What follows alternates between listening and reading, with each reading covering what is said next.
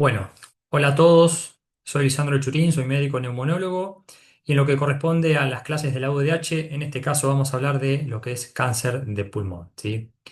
Vamos a empezar hablando con un poquito de epidemiología del cáncer de pulmón. Ya todos sabrán que es una enfermedad que es muy agresiva, muy heterogénea, que es muy frecuente y que el principal factor asociado al desarrollo de esta enfermedad es el cigarrillo.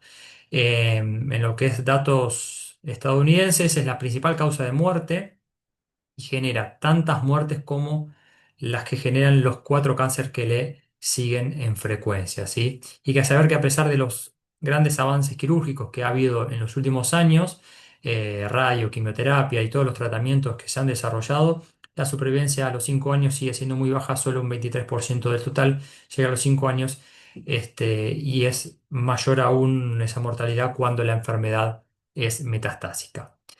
Acá tenemos un cuadro comparativo de los diferentes tipos de cánceres, varones y mujeres, en frecuencia, ¿sí? Fíjense que pulmón está a la cabeza, más que nada en varones, y que supera tanto lo que es mama, colon y recto cervix, digamos, es una de las enfermedades más frecuentes a nivel oncológico. Un poquito más de epidemiología. eh, es ya con todas las leyes que se han sacado del tabaco, está disminuyendo la incidencia de cáncer de pulmón, pero a pesar de que está disminuyendo en Estados Unidos, se cree que va a seguir siendo la principal causa de muerte por cáncer durante varios años y décadas más.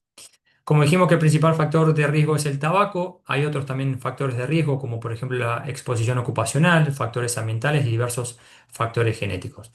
En cuanto a lo que corresponde al tabaco, el 90% de todos los casos en países occidentales y va aumentando a medida que hay mayor cantidad de cigarrillos y mayor cantidad de años fumando. Fumar pipa también se asocia al riesgo de desarrollar cáncer de pulmón. Con la marihuana no hay tanta evidencia como el tabaco, pero también se cree que está asociado al desarrollo de esta enfermedad.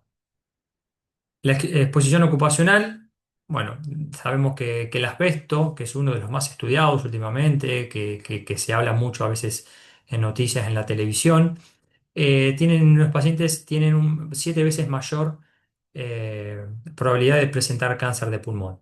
Hay otros factores exposicionales como el arsénico, el azufre, cloruro de vinilo, bueno, un montón de factores exposicionales, los cuales muchos trabajadores no saben que están expuestos o que no usan protección y que están asociados a desarrollar cáncer de pulmón.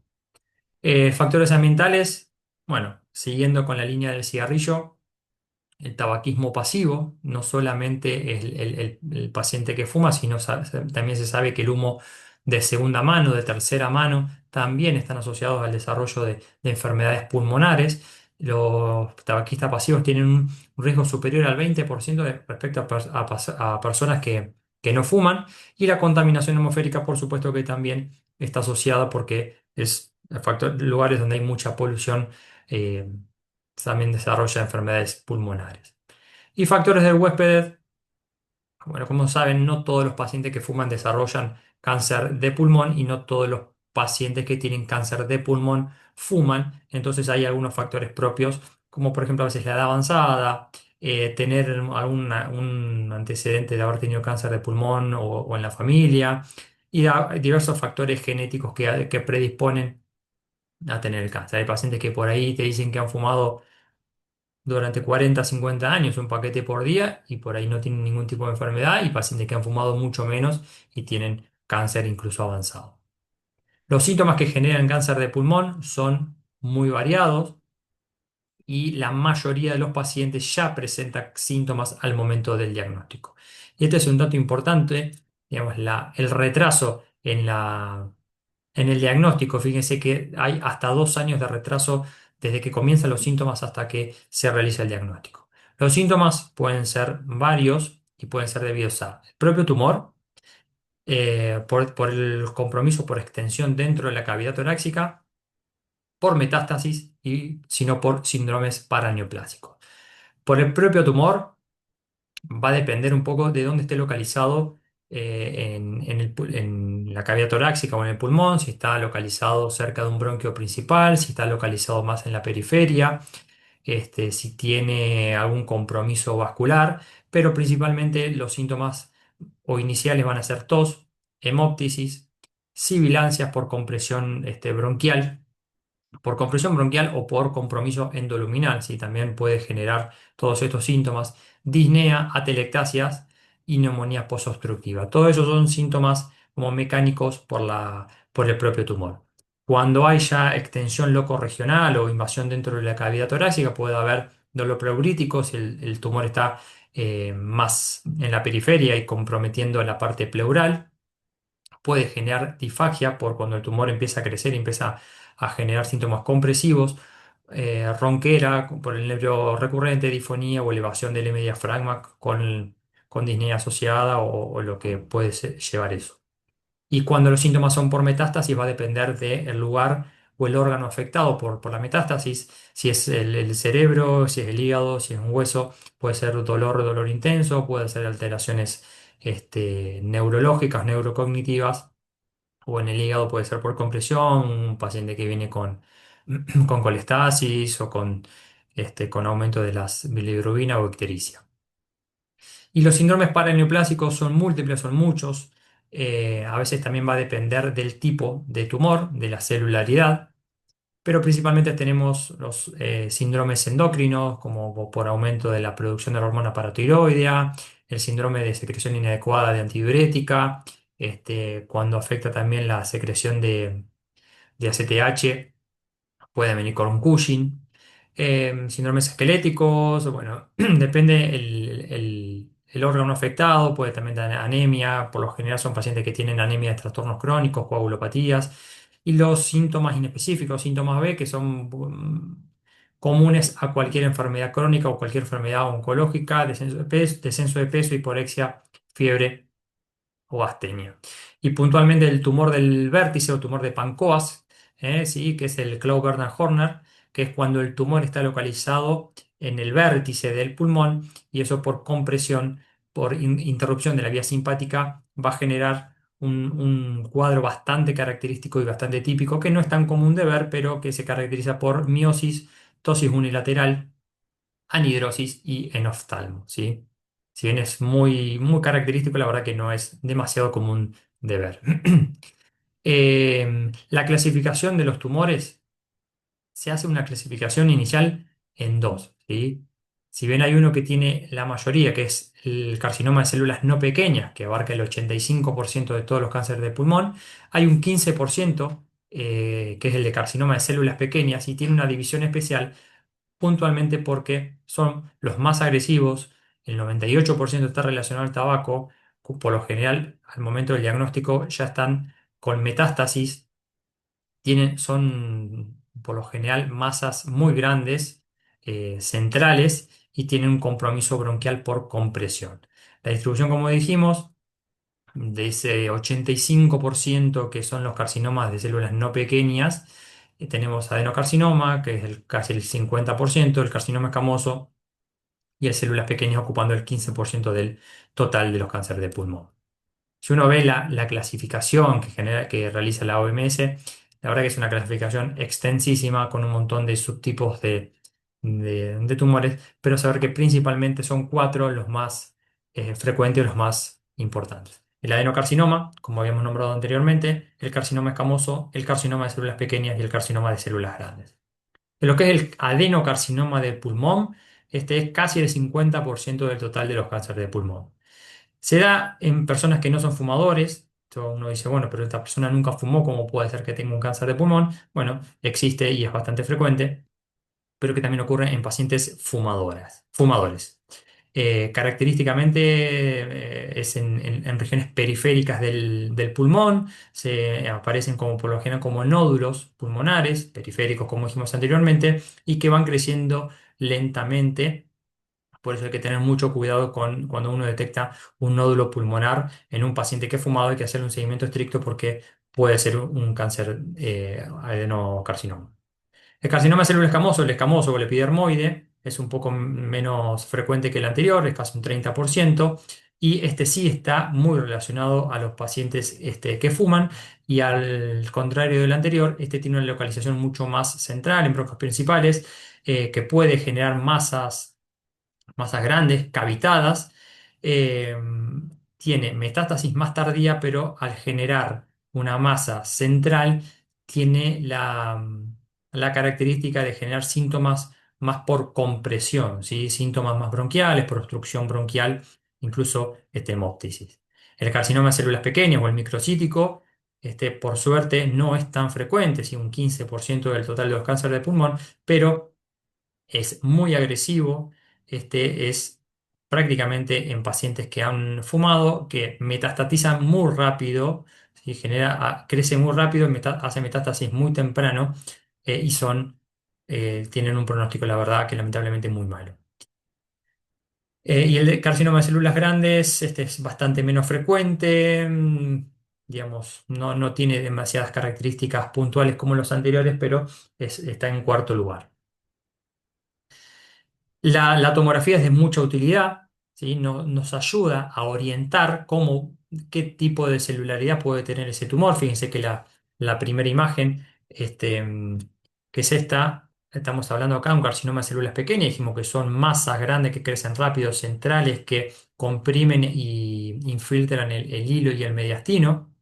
El carcinoma epidermoide, que son masas que cavitan, ¿sí? Y el adenocarcinoma que se presenta inicialmente como nódulos, y fíjense cómo uno va haciendo el seguimiento en el tiempo y va notando el crecimiento de ese nódulo, por eso siempre hay que tener mucho cuidado con estas imágenes en la tomografía. Obviamente que es mucho más fácil detectar un tumor o un cáncer cuando aparece con esta tomografía, ya masas cavitadas, y que es diferente cuando aparece con este nódulo en vidrio esmerilado, periférico, bastante sutil, pero que tiene la capacidad de ir creciendo lentamente. El diagnóstico del cáncer de pulmón, con la tomografía obviamente que no nos alcanza, necesitamos la biopsia, ¿sí? Es decir, necesitamos tejido, necesitamos anatomía patológica para que nos certifique el diagnóstico. La anatomía patológica o la biopsia la podemos tomar de varias maneras, algunas menos invasivas, otras más invasivas. Tenemos la broncoscopía, rígida o flexible, tenemos el EBUS, la punción transtorácica, la videotoracoscopía y la toracotomía. Un poco la elección del método diagnóstico va a depender de la localización, del tamaño, de las características y de la situación general del paciente. Entonces, la broncoscopía con biopsia transbronquial por lo general se usa para pacientes que tienen un tumor central, un tumor que es bastante accesible, un tumor que uno sabe que va a llegar con la endoscopía. Es muy aconsejable hacer el estudio guiado por radioscopía, saber que tiene un riesgo de neumotórax, pero si uno utiliza la radioscopía, ese riesgo disminuye bastante. Si hay lesiones endoluminales, también nos permite tomar una biopsia y también se puede hacer un lavado bronquial para mandar a citología.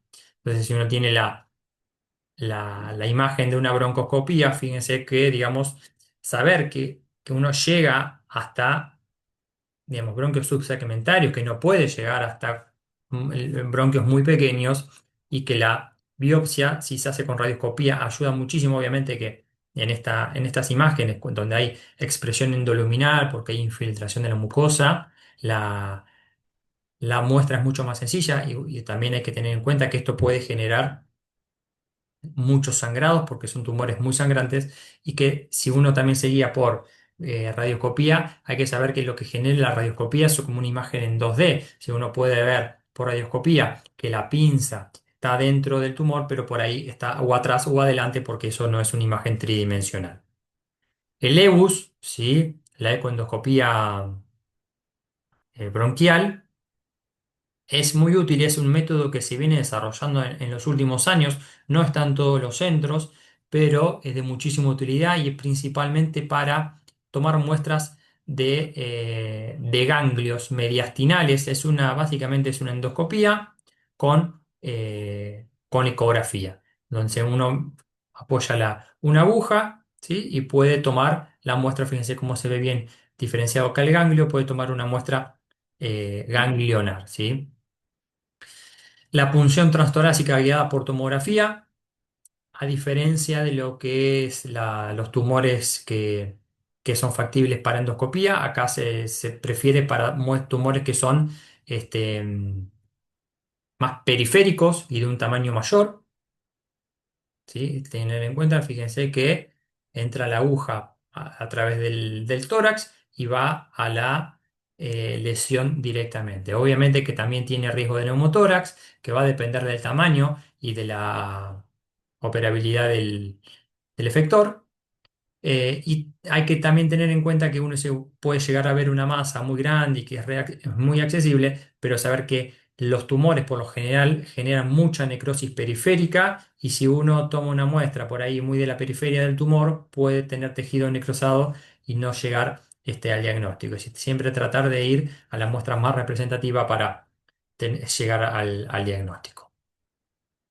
Vamos acá un poco más invasivo, ya vamos con una videotoracoscopía, ¿sí? Digamos, es una VATS que también nos permite la muestra de tejido y después por último tenemos ya a nivel mucho más invasivo la toracotomía tradicional.